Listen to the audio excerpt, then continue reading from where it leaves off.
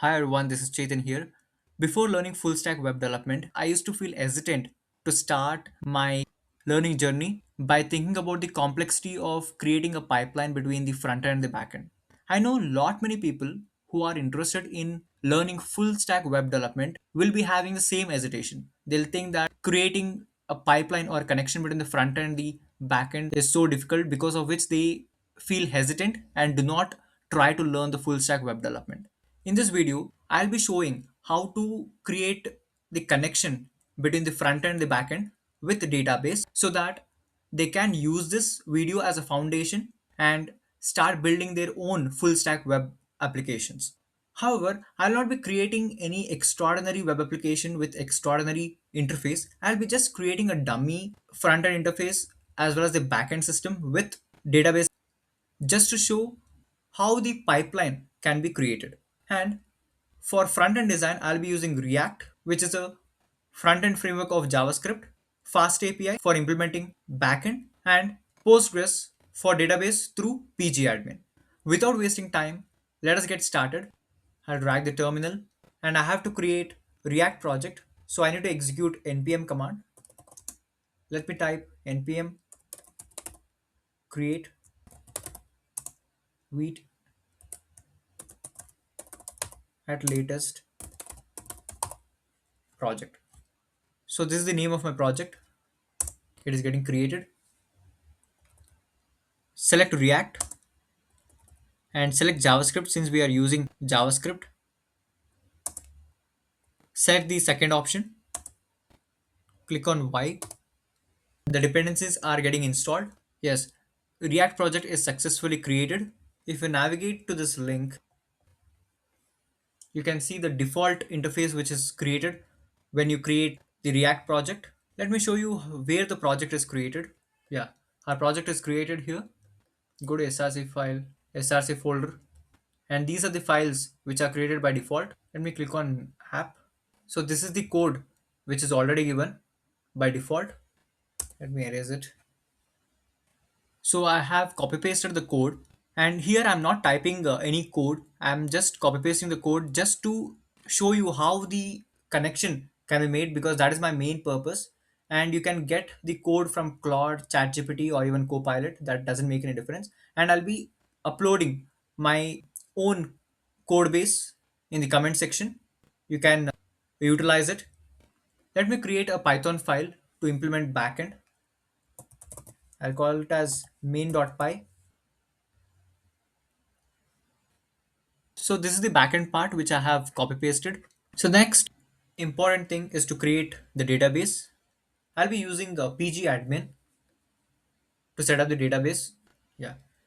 And when you're opening the pgadmin, it will ask for the password and you'll have to enter the password in order to access the services of the pgadmin. And if you click on servers button, you'll be able to see the number of databases which are already created. So I'll not be creating any additional database. I'll be using the Postgres database itself to create the table.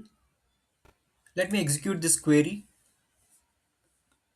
Query returned successfully in 286 millisecond, which means the table called users is created. If I drag my mouse on tables button and refresh it, I can see the table being created. Let me create another terminal now.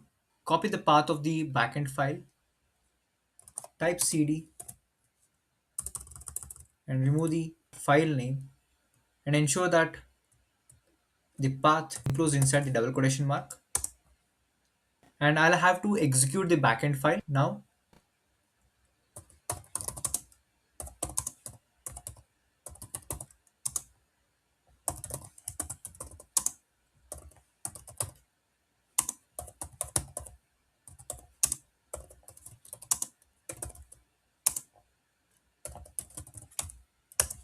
So this is the command to execute the backend.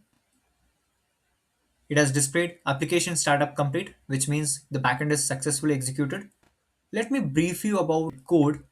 Here, the most important thing to consider is the API. So this is the API which is used to send the data to the backend for inserting it to the database. The next one is this, where I'm using it for fetching the data from the backend In backend, as I have told, I'm using FastAPI framework for implementing backend. So this code snippet is used to insert the username and password into the database. This is used to fetch data from the database. And this is the most important code snippet because this code snippet is responsible for connecting to the database. Keep host as local host and change the database name to the database name which you have created. So I have used Postgres. The database name was Postgres and keep user as Postgres itself. And for password, you will have to enter the password which you used for opening the PG admin application. Let me open the web application. Yeah, this is the dummy interface which I have created just to show how the insertion and fetching takes place. Let me click on insert first. So let me enter the username and password.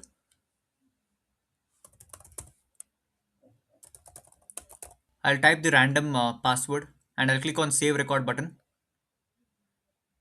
So it shows inserted successfully. In the sense, the username and the password which I entered are stored in database. Let me test whether the application is able to fetch the data from the database. So I'll be clicking fetch password button. I will enter the username which I inserted recently and I'll click on get password button.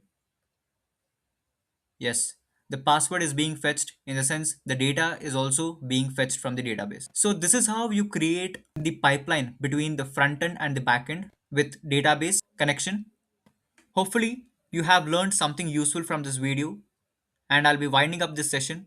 Thanks for watching this video.